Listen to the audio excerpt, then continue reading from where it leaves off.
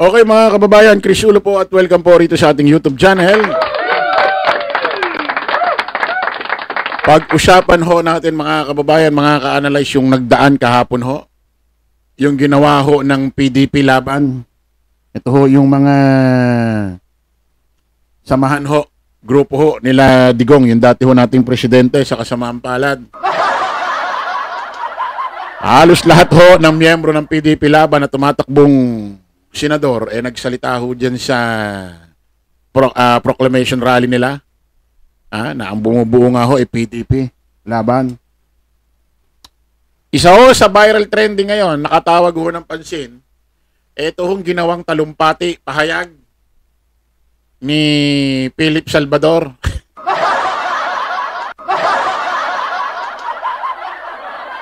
Alam niyo mga kababayan, ito si Philip tumakbo sa Bulacan, talo. Tumakbo sa Mandaluyong, talo. Ngayon lang nakakita na yung tao, laging talo sa itinatakbo niya, inangat pa yung sarili sa posisyon, ginawa pang national. Ang tindi, no?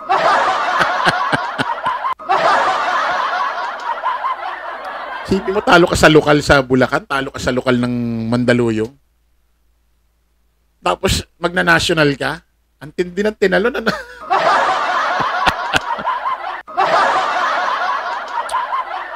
Ito si Philip, wala ko itong ginawa kundi sumunod, bumuntot kay Bongo. Natulad din ginawa ni Bongo kay Tatay Digong nila. Si Bongo sumunod, bumuntot lang din ang bumuntot kay Digong.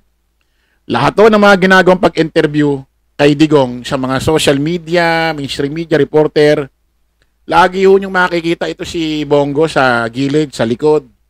Lahat ng gilid ni Digong, tatayuan niya na yan. Sumunod lang ho ng sumunod yan. Doon ho nakakilala yan. Ginawa niyang puhunan si Digong. Ano nangyari?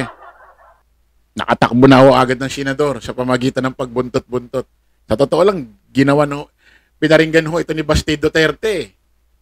Di ba? Ito si Bongo nung maisog rally sa Davao na kung iintindihin mo, i-analyze mo yung pahayag ni Basti, para bang ginagamit lang ni Bongo yung tatay niya para sa social media, mainstream media, at sa pagtakbo ng politiko, pagtakbo ng posisyon.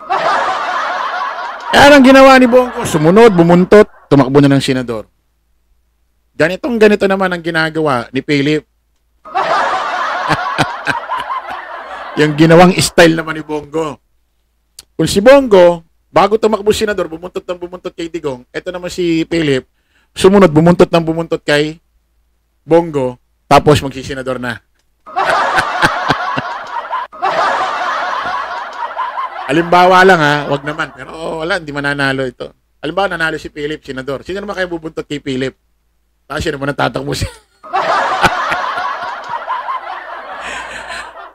Grabing mga style yan. Sipin mo, yun lang ang puhunan, no? Ikot-ikot, sunod-sunod, sama-sama, tapos magpapail na ng candidacy sa ng COC, dyan sa Comelec. Ito mga kababayan, isa ho, viral trending ho itong ginawang talumpati pahayag ni Philip Salvador sa ginawa hong proclamation rally dyan sa PDP kahapon lamang. Pakinggan nyo mga kababayan kung ano itong sinabi ni Philip. Ha? Kanina pa ako nakikinig. Ang pinag-uusapan yung tungkol sa suka. Oo, Team Suka.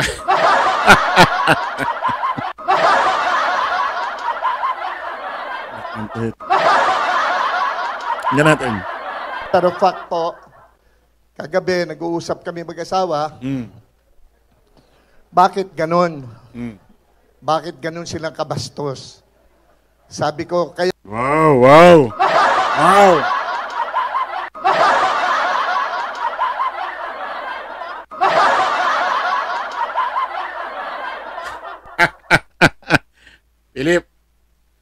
Philip, sir, bago mo sabihin ganong kabastos ang grupo nila Pangulong Bongbong Marcos, tumingin-tingin ka muna sa mga kasama mo.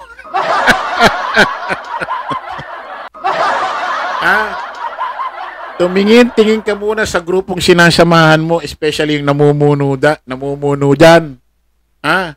Yung parang puno ng balete. Ha? Na konting hangin na lang.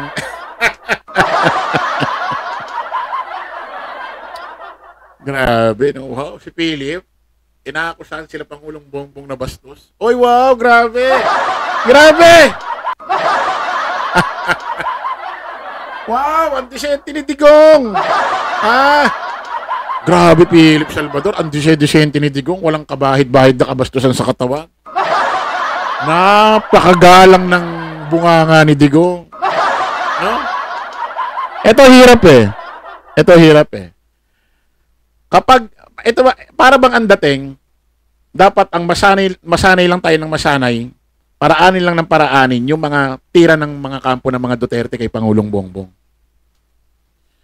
At kapag si Pangulong Bongbong nagsalita, gumanti na, tumira na, magpapabiktim sila.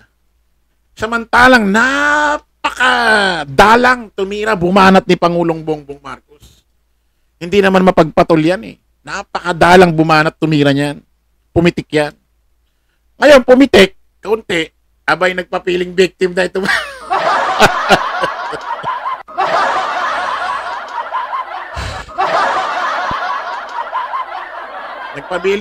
Nagpabiling victim na silang mga kanya-kanya talagang strategy, no? Tuloy natin. Kaya nga ang sinamahan kong slate, yung walang bastos, yung mga taong magseserbisyo ng totoo sa mga Pilipino. Ang PBB Laban Slate. Wow! Narinig niyo ba? Sabi ni Philip. Kaya ang pinili niya ang grupong hindi bastos. Philip, sir. Naasang ka nung mga panahon na si Digong umaakit ng entablado at kung sino-sino ang hinahalikan ng mga babae?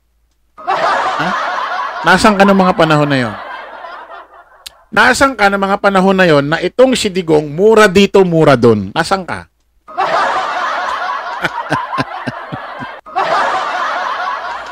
Nasaan ka, Philip Salvador, na kung saan nung panahon ni Digong na kung saan FU ng FU sign sa camera? Nasaan ka?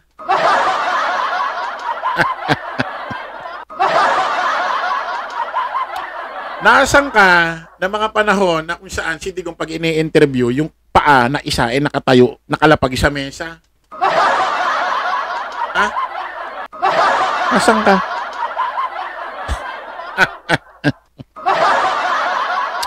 Nasaan ka noong mga panahon na sinabi ni Digong, meron daw isang ginahasa sa Davao, ang ganda daw, sana siya na lang daw ang nauna muna.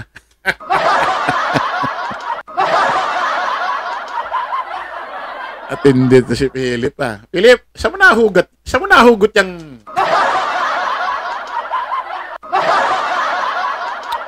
Nasaan ka nung mga yun? Nung mga panahon na yun, nasaan ka? Ha?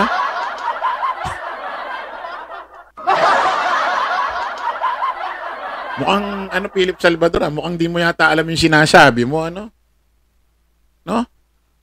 Mukhang di mo yata alam yung sinasabi mo, yung mga pinagsasabi mo dyan Bago mo tuligsain si Pangulong Bongbong at tabanguhin yung mga kasama mo dyan, tignan mo muna yung mga nakaraan. Nakaraang administrasyon lang ito, hindi matagal na, nakaraan lang.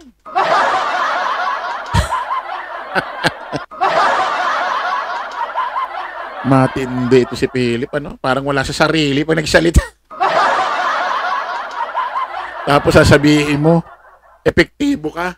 Yung mga sinasabi mo pa lang, sablay na, hindi nga wala nga ka-epekto Hindi nga epektibo yung mga sinasabi mo Tapos sasabihin mo, epektibo ka. Diyan pa lang sa sinasabi mo, hindi na totoo.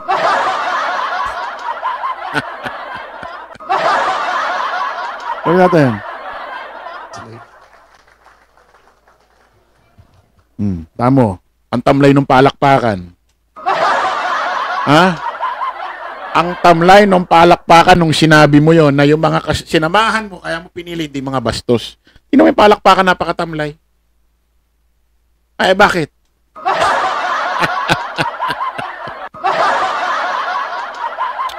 Para bang nabibigatan sila pumalakpak, ano? Ha? Mahirap po itong pinasok ko. Mm. Alam niyo po, nagawa ko na po lahat sa buhay ko eh. Mm. Bilang artista, Mm. nagawa ko na po lahat yung gaganda pang bagay. Alam mo, ang gandang, alam mo, Philip, pinanonood namin yung mga pelikula mo dati, napapanood ko yun nung bata-bata ako. Ganda ng mga pelikula mo, sir. Talagang walang ka-ali-alinlangan. Eh, sa English nga, no doubt. Walang pag-aalinlangan, sir. Napakagaling mong artista. Ang galing mong artista, sir. Walang siguro magdi-disagree dyan. Lalo ni mga ginawa mong pelikula. Ginampanan mo, galing mo dyan. Ibig sabihin, kapag retirado ka na, hindi ka na talaga gumagawa ng pelikula, napakagandang legacy ang iiwanan mo sa mundo ng pinilakan tabing. Pero parang si Robin mukhang mapapalitan nyo ng katulonggisan. Imbes na ang ganda ng legacy maiiwan nyo sa sining ng pinilakan tabing, mapapalitan ho ng katulonggisan. Hindi ka para dyan, Philip Salvador. Huwag nyong gawing ang nangyayari kasi, itong mundo ng politika, parang nagiging uwian ng mga retiradong kilalang sikat sa showbiz. Ito yung ginagawa nilang huling hakbang para may mangyari pang karir sa kanila. Ginagamit ang mundo ng politika. Masakit man pakinggan, ganun ang napapansin ko eh. Nanalo ko 27 beses Best Actor. Naging box office king ako. Naging superstar ako. Akala ko po, ayos na lahat. Yung pala may kulang pa. Naisara ko nga po yung libro ko eh.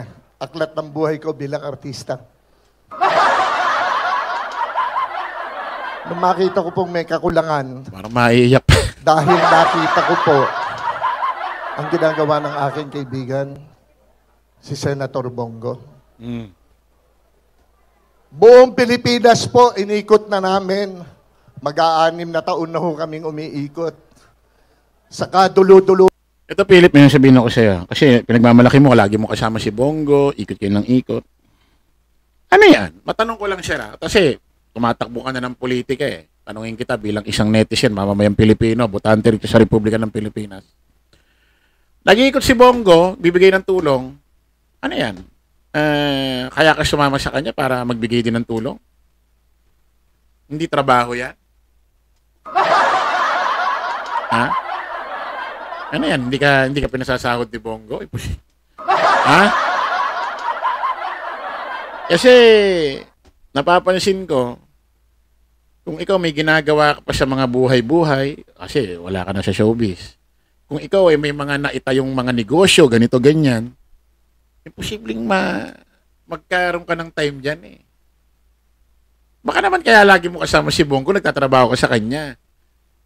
Para alam mo yun, sumama-sama sa mga pupuntahan, assistant, kaya ganyan ganito. Baka naman ganyan. Kaya lagi kang kasama, pinasasahod ka.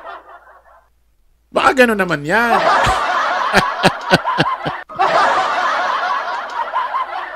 Ay, naku. Nagmumukha lang tignan hindi kasi kilala kang artista. Pero subukan na hindi ka kilala, pangkaraniwan tao, panay sama mo kay Bongo. Iisipin, assistant ka, nagtatrabaho ko sa kanya. Yun ang iisipin di ba? Kasi hindi ka kilala Kilala ka kasi, artista ka kasi, kaya ang dating para bang sumasama ka sa mga kawang gawa.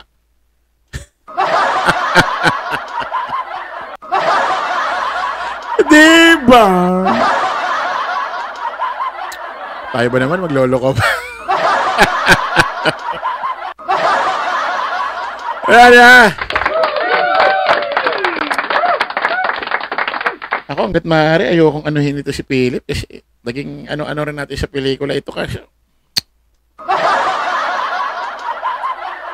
Ano ba yan? Alam mo, Philip, hindi ko na itutuloy itong sasabihin mo. Itong mga sasabihin mo.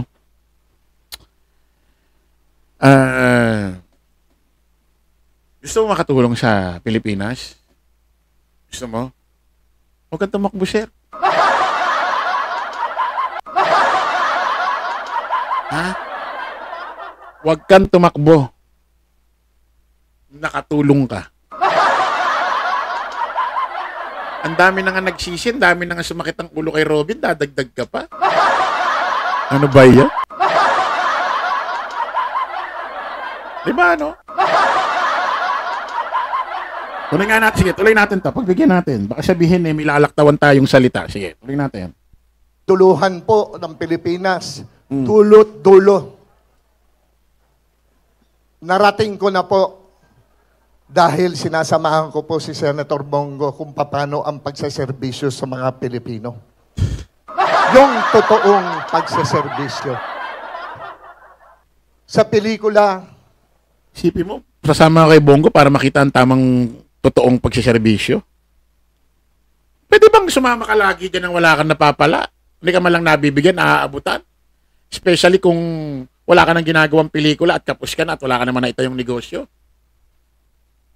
Siyempre, malaking bagay sa'yo pag nabibigyan ka ni Bongo. Natural, sasama ka lagi. Subukan mo wag bigyan ng sinasamahan mo. Ewan ko lang kung sumama ka palagi.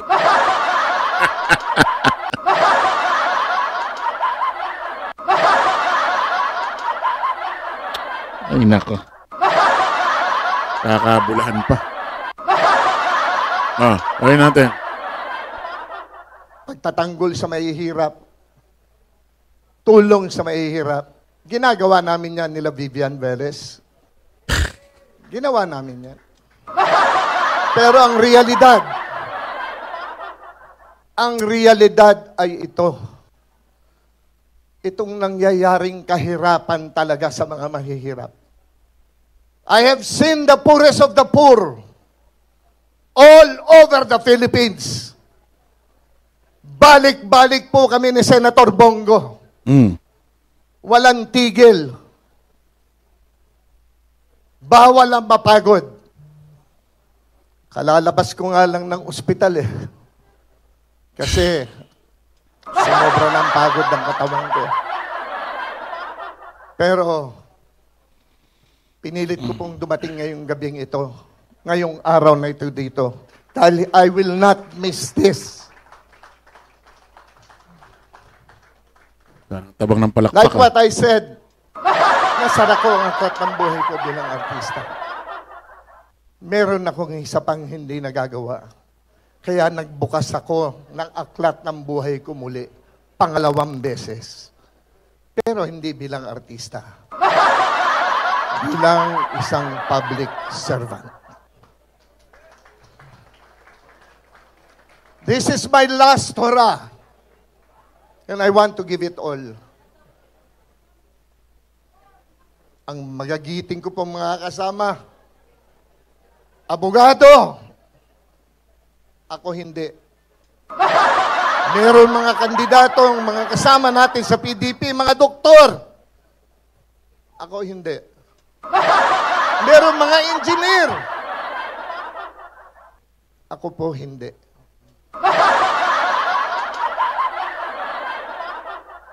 Ako po isang artista. Pero ako yung artistang magiging epektibong maglingkod at magserbisyo sa sambayanang Pilipino. By continually asking how.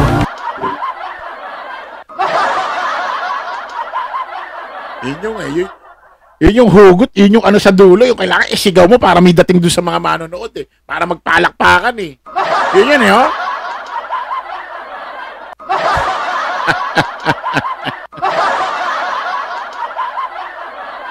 Magiging epektibo raw siya, hindi siya doktor, hindi siya abogado, hindi siya engineer. Isa lang daw siyang artista pero magiging epektibo. Okay. Sabi mo eh. Dahil masabihin yan eh. Kahit ako, kaya ko sabihin yan eh. Ako isang vlogger lang, pero magiging epektibo. Tapos na.